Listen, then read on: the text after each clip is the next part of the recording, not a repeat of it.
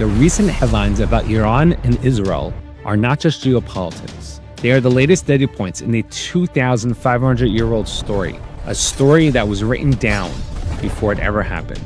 As an astrophysicist, I'm trained to analyze patterns in data across vast timelines. And the data connecting modern Iran to ancient prophecy is one of the most compelling trends I've ever seen. In this video, we're going to decode it through the lens of history, Jewish law, science, and Talmudic reasoning to reveal a trajectory that is unfolding right now.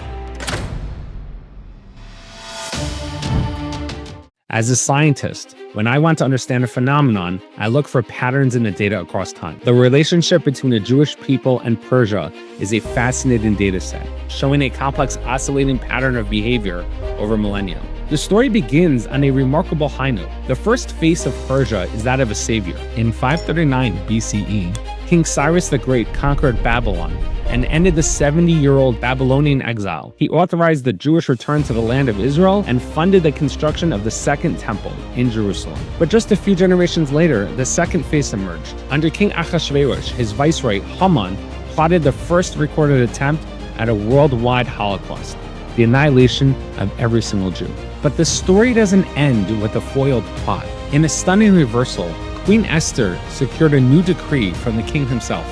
This new law gave the Jewish people the right to assemble, to arm, and to defend themselves.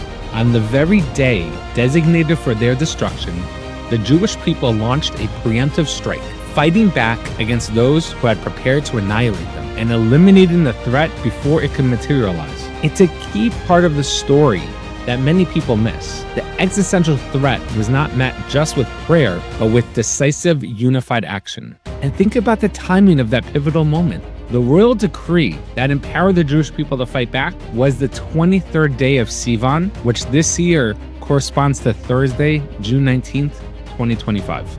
It's a powerful reminder to realize that this is not just an ancient story, it's living history, a recurring pattern for existential threat and the divinely inspired response that overcomes it. Before we continue, remember to subscribe. It really does help the channel, and this way you won't miss out on future videos. This duality continues to this day. After frightening relations under the last Shah, the 1979 Islamic Revolution reawakened the second phase of Persia. And for some influential hardline factions in Iran, this hostility is a religious imperative, believing the return of their Messianic figure, the Mahdi, requires a final confrontation with the Jews. We have a clear historical pattern now. But was this pattern predicted? The book of Ezekiel, written 2,600 years ago, specifically names Persia as a key player in a great war at the end of days, in chapter 38. The Talmudic sages elaborate, stating that Persia would challenge the West, which they call Rome, until the very end.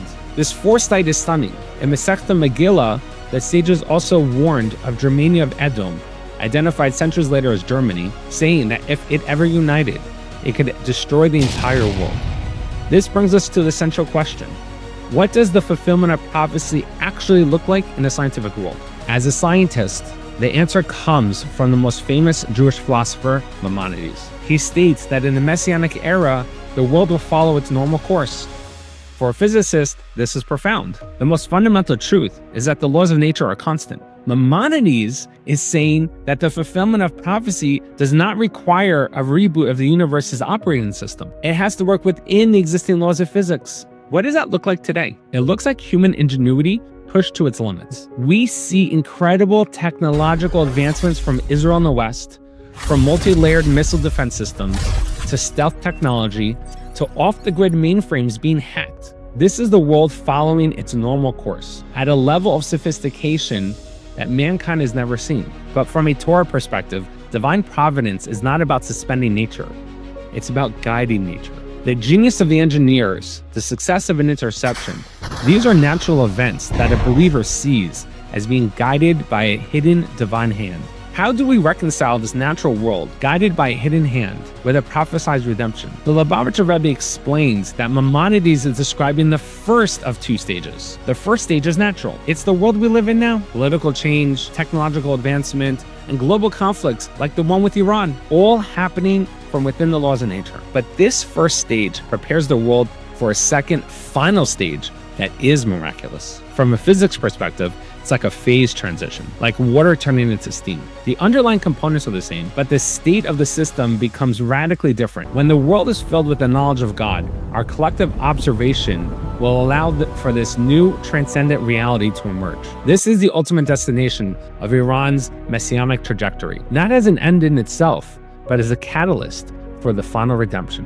The patterns are clear. The current conflict with Iran is not a deviation, it's part of the process. The sober, naturalistic first stage that Maimonides described, the ability to see the divine plan unfolding within our natural world, all while knowing it is the prelude to the ultimate final redemption. On this note, if you want to see the single most powerful logical proof of the existence of the personal God in the Bible, click here.